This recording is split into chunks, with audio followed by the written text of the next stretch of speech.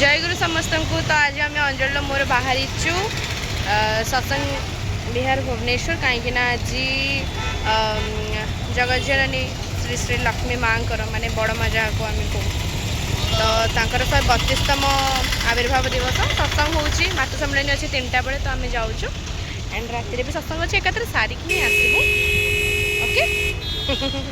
Okay बस को wait कर जाऊँ।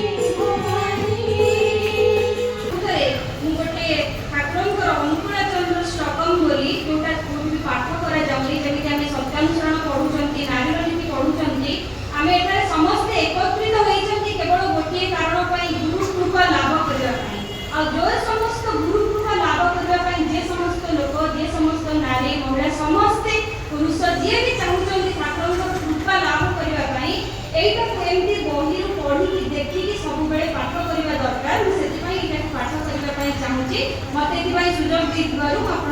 धन्यवाद ज्ञापन करुच्ची। पूज्यपाद प्रधान आचार्यदेव ही निजे लिखि पूज्यपाद प्रधान आचार्यदेव श्री श्री बरदान विरचित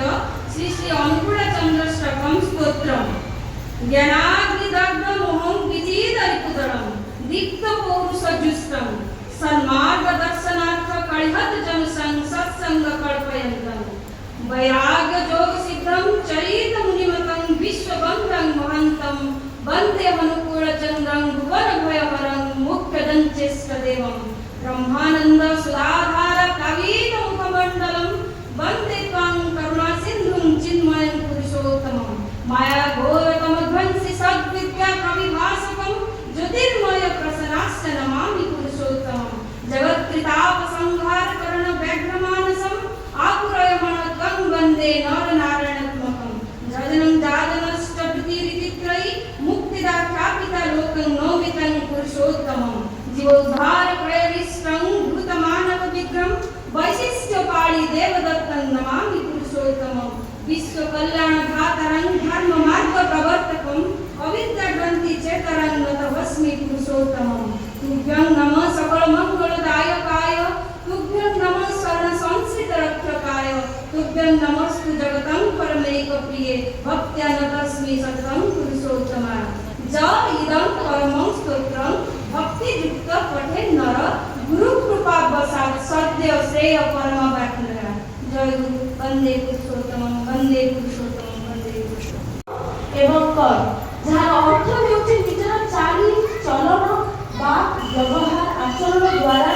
निजर एक डिसिप्लिनरी लाइफस्टाइल को मेंटेन करबा साथे साथे निजर नेक्स्ट जनरेशन को से डिसिप्लिन को कैरी फॉरवर्ड करबा सेमान को पाखु को से डिसिप्लिन को पहुंचाइबा होछि संस्कार। संस्कार शब्दर दुईटी अर्थ होई पारे। प्रथमटी हेउछि गोटे डिसिप्लिन लाइफस्टाइल को मानि चलिबा एवं सेटा निजर परवर्ती जनरेशन रे फुटाई तोड़ी देखाइबा एवं द्वितीय अर्थटी हेउछि निजर चाली चरण बा व्यवहार आचरण द्वारा निज पारिपार्श्विक रे एपरि गोटे इन्फ्लुएंस से सृष्टि करबा जोथरे अन्य मानक मन भितरे सेही डिसिप्लिन को मानिबार इच्छा जागिबा एवं सेमाने मध्ये ए जिनिस प्रति उद्बुद्ध होइछे। जेहेतु माता गांधारी निज संतान मानक उचित समय उचित ज्ञान एवं संस्कार देई पारिले नाही तांकर संतान माने तांकर संपूर्ण वंशटी को नष्ट करि तोड़िले।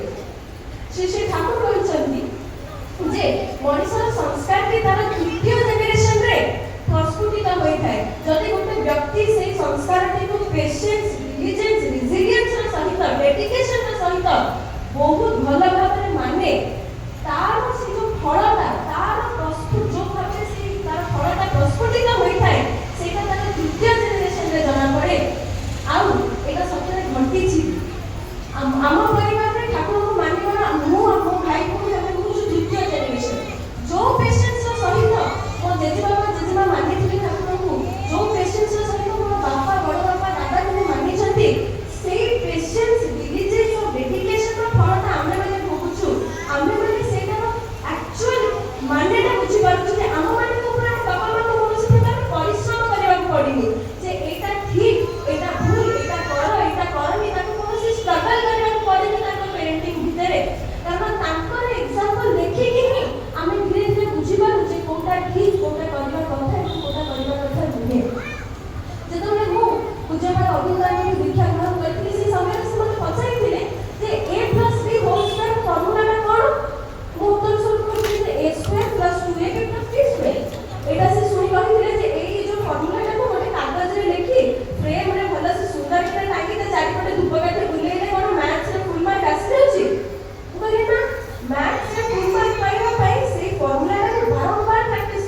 ହୁଏ।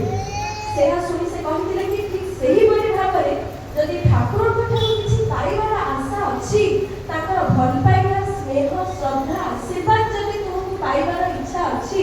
ତେବେ ତାଙ୍କ ଦ୍ୱାରା ଦିଆଯାଇଥିବା ପ୍ରତିଟି ନୀତି ଏବଂ ନିୟମକୁ ଠିକ୍ ଭାବରେ ପାଳନ କରିବାକୁ ପଡ଼ିବ। ତେବେ ହିଁ ଯାଇକି ଯେତେବେଳେ ଆମେ ସେଟାକୁ ଭଲସେ ପ୍ରାକ୍ଟିସ୍ କରି ଚାଲେ, ସେଟା ଧୀରେ ଧୀରେ ଆମ ଜିନ୍ରେ ଫ୍ଲୋ କରିବାକୁ ଲାଗେ ଆଣ୍ଡ ବାଇ ଜେନେରେସନ୍ସ ସେଇଟା ଆମର ସଂସ୍କାର ହୋଇଯାଏ, ଠାକୁରଙ୍କର ସଂସ୍କାର ହୋଇଯାଏ। ୟୁଏସରେ ଗୋଟେ ରିପୋର୍ଟରେ ବାହାରିଥିଲା ଯେ ସେଇ କଣ୍ଟ୍ରିରେ ପୁରା ୱାର୍ଲଡ ସାରାରେ ସବୁଠୁ ବେଶୀ ଜୁଭିନାଇଲ ଡିପ୍ରେସନ ଅଛି, ମାନେ 18 ବର୍ଷରୁ କମ୍ ପିଲାମାନଙ୍କ ମନ ଭିତରେ ଡିପ୍ରେସନ ଅଛି ଯେ କିଛି କରିପାରିବେନି। ତ ସେଇଠି ପେରେଣ୍ଟମାନଙ୍କୁ ପେରେଣ୍ଟିଂ କାଉନସିଲିଂ ପାଇଁ ଶିଖାଯାଏ ଯେ ପିଲାମାନଙ୍କୁ ସକାଳୁ ଉଠିବାର ପ୍ରଥମ କର୍ମ ଯୋଉଟା କରେଇବ ଯେ ତାଙ୍କୁ ଆଫର୍ମେସନ୍ସ ପ୍ରାକ୍ଟିସ୍ କରେଇବ। ଆଫର୍ମେସନ୍ସ କ'ଣ ନା ସକାଳୁ ଉଠିକି ତାଙ୍କର ପ୍ରଥମ କାମ ହେଉଛି ମୁଁ ଭଲ, ମୁଁ ସବୁଠୁ ବେଷ୍ଟ, ମୁଁ ସ୍ମାର୍ଟ, ମୁଁ କାଇଣ୍ଡ, ମୁଁ ଅନଷ୍ଟପେବଲ୍। ଏଇ ଜିନିଷ ଗୁଡ଼ାକ ତାଙ୍କୁ ପ୍ରତ୍ୟେକ ଦିନ ସକାଳୁ ଉଠିବା ମାତ୍ରେ ଯେତେବେଳେ ସେମାନେ ଏଇ ଜିନିଷ ଗୁଡ଼ାକ କହିବେ, ତାଙ୍କ ମନ ଭିତରେ ଗୋଟେ ମୋଟିଭେସନ ରହିବ ଯେ ମୋ ସାମ୍ନାରେ ଯାହା ବି ଅସୁବିଧା ଆସିବ ମୁଁ ସେଟାକୁ କରିପାରିବି। ଆପଣମାନେ ଚିନ୍ତା କରନ୍ତୁ, ପ୍ରତ୍ୟେକ ଦିନ ସକାଳୁ ଉଠିବା ମାତ୍ରେ ଆମର ପ୍ରଥମ କର୍ମଟି କ'ଣ? ସେଇଟା ହେଉଛି ଇଷ୍ଟବୃତ୍ତି କରିବା। ଇଷ୍ଟବୃତ୍ତି କରିବା ମାଧ୍ୟମରେ ଆମେ ଯେଉଁ ସ୍ୱତଃ ଅନୁଜ୍ଞାଟା କରେ ସେଇଟା କ'ଣ?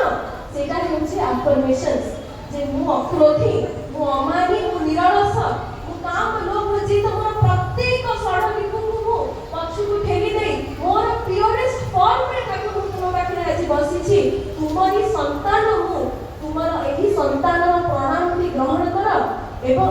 ତାର ଇଷ୍ଟବୃତ୍ତି ଅର୍ଥଟି ଗ୍ରହଣ କର। ସେଇ ସ୍ୱତଃ ଅନୁଜ୍ଞାଟାକୁ ଯିଏ ଟିକେ ମାତ୍ର ବୁଝିବାକୁ ଚେଷ୍ଟା କରିବ, ତା ମନ ଭିତରେ କେବେ ବି ଡିପ୍ରେସନ ଆସିବ ନାହିଁ, ତା ମନ ଭିତରେ କେବେ ବି କୌଣସି ଜିନିଷ ପ୍ରତି ଡିମୋଟିଭେସନ ଆସିବନି ଯେ ମୁଁ କିଛି କରିପାରିବିନି। କାରଣ ସକାଳୁ ଉଠିବା ମାତ୍ରେ ପ୍ରଥମ କର୍ମ ଆମେ ବ୍ରହ୍ମ ମୁହୂର୍ତ୍ତରେ ସେୟା ହିଁ କରୁଛୁ ଯେ ଆମେ ଭଲ,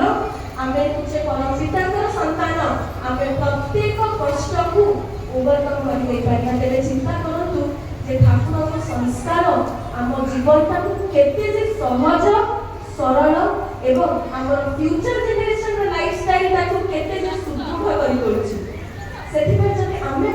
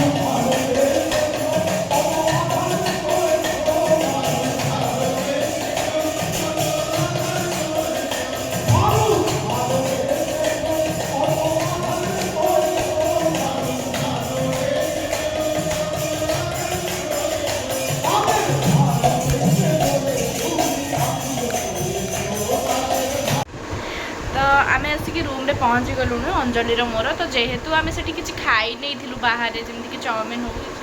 जहाँ भी एमती खाई नहीं तो आउ इच्छा माने रोसे करके खाया माने रोसे करा ना पेसेंस अच्छी आपण मैंने देखिए वीडियो आम केते माने एंजॉय तो करूँ बाकी से तो गोड़ आउ माने तार देखो ना जहाँ सब आम कर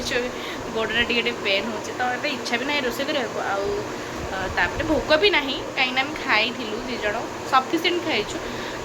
तो ए बस फ्रेश होके शोचु गुड नाइट समस्त को पुणी थे जय गुरु समस्ते भलरे रुहतु दयालु करुणा समस्त ऊपर एमती बरसु था जय गुरु ये ब्लॉगटा को एंड करुच्ची धन्यवाद।